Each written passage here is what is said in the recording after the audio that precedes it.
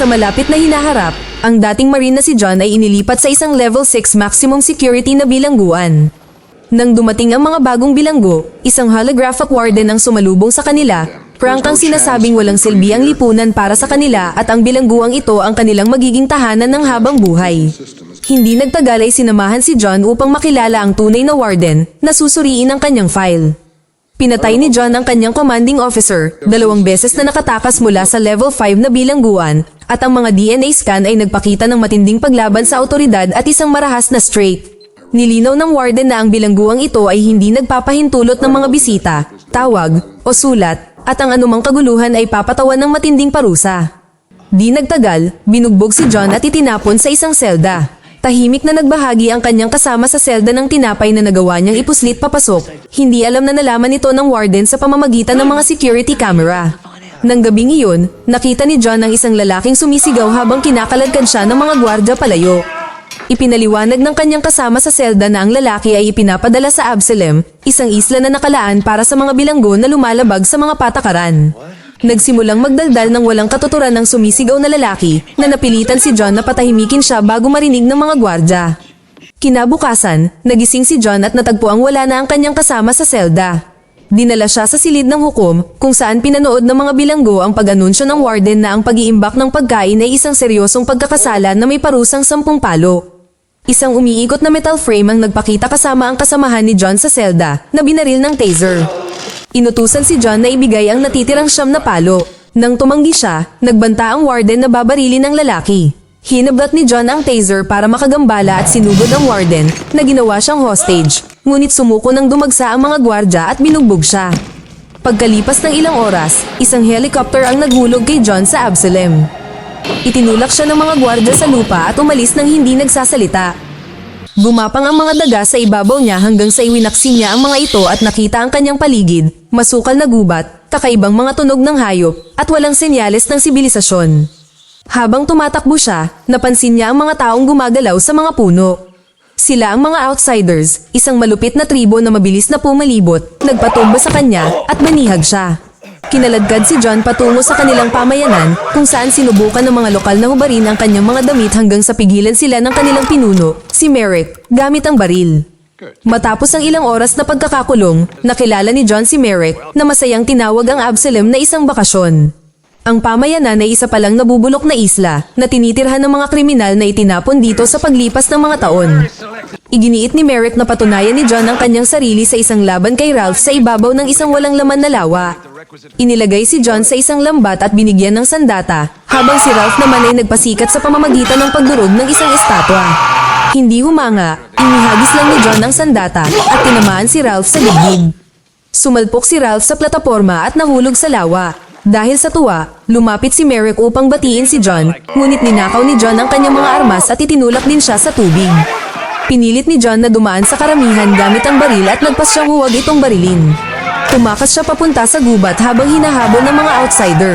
Matapos magtago sa isang puno hanggang sa makadaan sila, itinanim ni John ang isang sibat sa isang puno, pinanood ang isang humahabol ng mada pa ito, pagkatapos ay pinatay siya mula sa likuran at kinuha ang kanyang mga armas. Habang tumatakbo siyang muli, nadulas siya pababa ng burol at nasugatan ang kanyang binti. Habang binabendahan ito, isa pang outsider ang umatake, ngunit mabilis na natalo ni John at pinatay siya gamit ang sarili niyang sibat. Ang ingay ay nagbigay alerto sa iba, at habang naghahabulan, hindi sinasadyang natapakan ni John ang isang patibong. Isang umuuwi na troso ang muntik nang tumama sa kanya na siyang tumama sa humahabol sa kanya. Pinatamaan ni Scab ang binti ni John, ngunit patuloy na tumatakbo si John hanggang sa siya ay makorner sa isang bangin. Tinamaan siya ng blowgun na may pampatulog at nahulog siya sa tubig sa ibaba. Nakaligtas si John sa pagkahulog at nailigtas ng isa pang grupo, ang mga insider, na nagdala sa kanya sa kanilang maayos at payapang nayon. Agad na nalaman ng warden ang pangyayaring ito pabalik sa bilangguan. Nang magising si John, namangha siya sa kung gaano kaorganisado at katahimik ang mga insider. Habang naglilibot, sinubukan niyang pumasok sa isang gusaling binabantayan, ngunit pinigilan siya ni Hawkins at Skull na nagbabala sa kanya na bawal ito. Pagkatapos ay ipinakilala si John sa pinuno ng grupo, na kilala lamang bilang ama. Nabanggit ng ama na si John ang unang taong nakatakas sa Merrick at inanyayahan siyang sumama sa kanila, ngunit nais lamang ni John na umalis sa isla. Nakilala ni John si Dysart na sinusubukang ayusin ang isang sirang baril. Nagbigay si John ng mga mungkahi at nagkasundo ang dalawa tungkol sa kaalaman tungkol sa mga armas. Ipinakita ni na Dysart at Hawkins kina John ang watchtower at ipinaliwanag kung bakit halos imposibleng makatakas. Mapanganib ang isla, mas marami ang mga outsiders kaysa sa kanila, at ang surveillance ay nagdadala ng mga helicopter sa loob ng ilang segundo. Binisita ni John ang manggagamot, si Tom, na gumamot sa kanyang binti at binalaan siyang panatilihing malinis ito dahil walang gamot. Pag-alis sa kubo, napansin ni John na sumusunod sa kanya si Casey. Gusto lang makilala ni Casey ang lalaking nakatakas kay Merrick. Tinalikuran siya ni John at naglakad papunta sa isang bangin, inihagis ang isang kahon sa dagat. Agad itong winasak ng mga alon na nagpapatunay na imposibleng lumangoy palabas. Sumali si Casey sa kanya at idinagdag na ang dagat ay puno ng mga pating.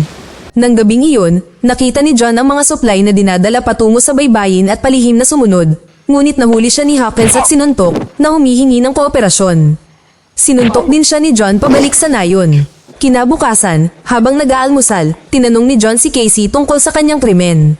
Inamin ni Casey na tinulungan niya ang isang mafia boss na dukutin ang dalawang bata na hindi niya nilayon ng anumang masama, ngunit pinatay sila ng kanyang amo. Nang dumaan ang isang helicopter sa itaas, ipinaliwanag ni Casey na ang mga pagbaba ng supply ay dumarating 2 beses sa isang buwan, ngunit ninakaw ng mga outsider ang lahat. Dahil nagbabago ang lugar ng landing spot sa bawat pagkakataon, imposibleng magplano. Pagkatapos ng almusal, binisita ni na John at Casey si Killian na gumagawa ng alak. Tinikman ito ni John, halos mabulunan, at ininsulto ito na nag-joke kay Killian na suntukin siya, ngunit madali itong naiwasan ni John. Biglang tumunog ang isang kampana at nagtakbuhan ng lahat sa gate. Nakatulog na naman ang isang gwardya habang naka-duty na naglalagay sa panganib sa nayon. Ang parusa niya ay pagpapatapon at pinanood ni John ang lalaki habang itinapon sa gubat. Samantala, nag-aaway ang mga tagalabas para sa mga inihaw na daga hanggang sa maibalik ni Merrick ang kaayusan. Nang magtanong sila tungkol sa mga supply ng helicopter, nangako si Merrick sa kanila bukas kung kikilos sila ng maayos. Hinamon ng isang lalaki ang pamumuno ni Merrick na sinasabing si John ang dapat na pinuno dahil natalo niya ito. Tumugon si Merrick sa pamamagitan ng pagpugot ng ulo sa lalaki at pagkatapos ay inutusan si Scav na maghanda ng pag-atake sa mga nasa loob. Noong araw na iyon, nagdaos ang mga nasa loob ng isang maliit na pagdiriwang at nagdekorasyon ng isang puno. Pinarangalan ng ama ang mga nawala sa kanila at hinimok sila ni John na ipagdasal din ang mga naglaho. Plano ni John na umalis kinaumagahan kahit na nagdududa ang ama na makakarating siya sa malayo. Sa labas ng nayon, inihanda ng mga tagalabas ang kanilang gagawing pag-atake. Isang espiya ang nagbabala sa mga nasa loob, tumunog ang mga alarma at lahat ay naghanda upang kunin ang kanilang armas. Hiniling ni Casey kay John na makipaglaban sa kanila at tumanggi si John, ngunit ilang sandali pa, ginulat niya si Casey nang sumama siya sa mga tagapagtanggol sa pader. Pagbalik sa bilangguan, nalaman ng warden ang nalalapit na labanan at nagpa siya na hayaang magpatayan ang mga bilanggo. Kinaladkad ng mga nakatagong tagalabas ang mga gwardya sa tubig, pagkatapos ay nagpaputok ng nagliliyab na mga palaso na ikinamatay ng isang lalaki ng tamaan ito sa bunganga. Inutusan ni Hawkins ang kanyang mga tauhan na magtago habang nagliliyab ang mga gusali. Nang putulin ang mga puno na nakatali sa gate, bumuo ang gate at mga tore na nagdulot sa mga tagalabas na sumalakay sa nayon. Sumunod ang isang brutal na labanan na may maraming nasawi sa magkabilang panig. Walang humpay na lumaban si John na iniligtas si Casey nang siya ay nanigas sa takot. Maging ang ama ay lumaban gamit ang kanyang tungkod habang pinoprotektahan siya ni Skull, ngunit ang ama ay nasaksak. Tinanggal ni Hawkins ang patalim at ipinadala si Skull upang samahan siya sa kaligtasan. Palihim na pumasok sina Merrick at Scab papasok sa nayon sa pamamagitan ng tubig. Pinabagsak ang isang gwardya at nagtago sa tore kung saan dinala ni Skull ang ama. Nakita sila ni John at pinutol ang isang lubid, gamit ang isang mabigat na bagay para bumagsak upang mabilis na makarating sa tore. Sa loob, pinatumba ni Scab si Skull at dinakip ang ama sa pamamagitan ng pagdiin sa sugat nito. Nagbigay ng talumpati si Merrick bago naghanda para patayin ito, ngunit binuksan ni John ang isang patibong, dahilan para bumagsak si Merrick, habang pinaputukan ni Skull si Scab gamit ang nagliliyab na palaso. Pantay na naglaban sina John at Merrick hanggang sa naputol ang kanilang laban dahil sa nagliliyab na si Scab. Inihagis siya ni Merrick sa bintana papunta sa tubig, pagkatapos ay nataranta at nagutos ng pag-atras. Tumakas ang mga tagalabas at sinunog ng mga tagaloob ang mga bangkay habang nagsasalita ang ama sa ibabaw ng mga patay. Habang pinapanood ang apoy, binalikan ni John ang mga alaala ng pagpatay sa mga sibilyan noong digmaan. Dinalhan siya ni Killian ng inumin at isiniwalat na ang ama ay nabilanggo dahil sa kahinalang overdose ng kanyang asawa, bagamat walang ebidensya, kaya siya ang tanging tunay na inosenteng lalaki sa isla. Kinabukasan, sinundan ni John ang mga tagaloob na may dalang mga supply at natuklasan na palihim silang gumagawa ng isang bangka. Kinumpirma ng ama na matagal na nilang pinlano ang pagtakas. Gamit ang disenyo ni Dysart, ang bangka ay gumagamit ng cooling system upang maiwasan ang radar, ngunit nakita ito ng ibang mga sensor at sinira ito ng mga helicopter. Hinala ng ama na may espiya sa kanila. Gusto ni John na sumakay sa susunod na bangka, ngunit iginiit ng ama at ni Hawkins na mas matagal nang naghintay ang iba. Kalaunan, binisita ni John si Dysart na gumagawa na ng isa pang bangka. Ipinaliwanag ni Dysart na karapat-dapat siyang manatili sa isla dahil sa paggawa ng bomba ilang taon na ang nakalilipas na pumatay sa 50 katao. Napansin ni John na may lumang makina ng Chevy si Dysart na nawawalan ng distributor. Nag-alok si John ng kasunduan sa ama. Kukunin niya ang pyesa mula sa kampo ni Merrick kapalit ng mga upuan para sa kanya at kay Casey sa susunod na bangka, basta't ilantad ni Merrick ang isla sa mundo at atubiling pumayag ang ama. Binigyan ni Hawkins si John ng mapa ng ligtas na ruta at si Dysart ang nagsusupply ng mga Molotov cocktail. Iginiit ni Casey na sumama, ngunit pilit siyang kinumbinsi ni John na manatili. Tinipon ni Merrick ang kanyang mga tauhan sa pamamagitan ng pagbagsak ng mga ulo ng mga karibal na pinuno na nagdedeklara ng pagtatapos ng alitan. Narating ni John ang kampo ng tagalabas at natigilan nang makitang sinundan siya ni Casey.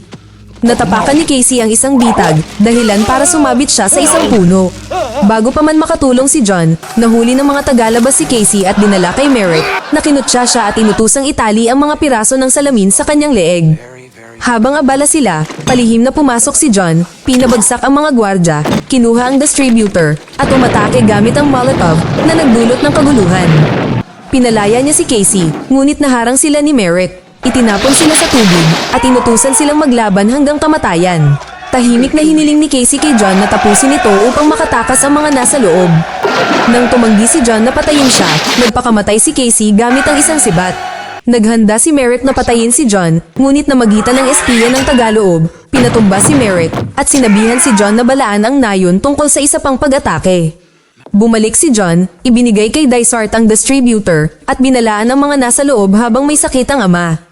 Nakipagtalo si John na dapat silang lumikas. Bagamat ayaw umalis ni Hawkins, pumayag ang ama. Kinabukasan, nalaman ni John na ang ama ay may malubhang sakit. Hiniling ng ama kay John na pumalit sa kanya, ngunit tumanggi si John. Sa halip, ibinigay sa kanya ng ama ang kanyang journal at hiniling sa kanya na ilantad ang katotohanan. Natapos ni Dysart ang bangka, ngunit ang pagsubok dito ay nagdulot ng trauma kay John. Nang gabing iyon, inamin ni John kung paano siya inutusan ng kanyang superior na pumatay ng mga sibilyan at kung paano ito tinakpan ng gobyerno na humantong sa pagpatay ni John sa kanyang amo bilang paghihiganti. Kinaumagahan, natagpuan ang ulo ng espiya na nakalagay sa isang kahoy. Sinalakay ng mga tagalabas ang isang walang laman na nayon na tumatawa ng napakaaga. Lumitaw si John sa isang tore dalaang naayos na baril at nagpasabog na ikinamatay ng karamihan sa kanila. Lumabas ang mga tagaloob at itinaboy ang iba.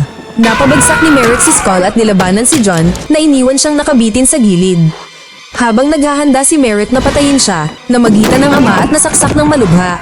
Hinila ni John ang sarili at binugbog si Merrick hanggang sa mahulog siya sa isang matulis na bitag sa ibaba. Samantala, napansin nila ang isang usok mula sa baybayin. Natagpuan ni na John at Hawkins si Dysart na patay at nasusunog ang bangka. Isang kwintas ang nagpapakita na si Dysart ang espiya. Nabunyag din si Tom dahil nakipagpalitan siya ng impormasyon para sa kalayaan. Pinilit ni John si Tom na baguhin ang landing point ng helicopter. Pagdating nito, inambush ng mga tagaloob ang mga sundalo. Hinarap ni John ang warden, tinakot ito, pagkatapos ay pinalayas siya mula sa helicopter, naiwan siya kasama si Tom. Lumipad palayo si John kasama si Killian at iba pang mga bilanggo. Nagtatapos ang pelikula sa kailaliman ng gubat kung saan pinalibutan sina Tom at ang warden ng mga tagalabas.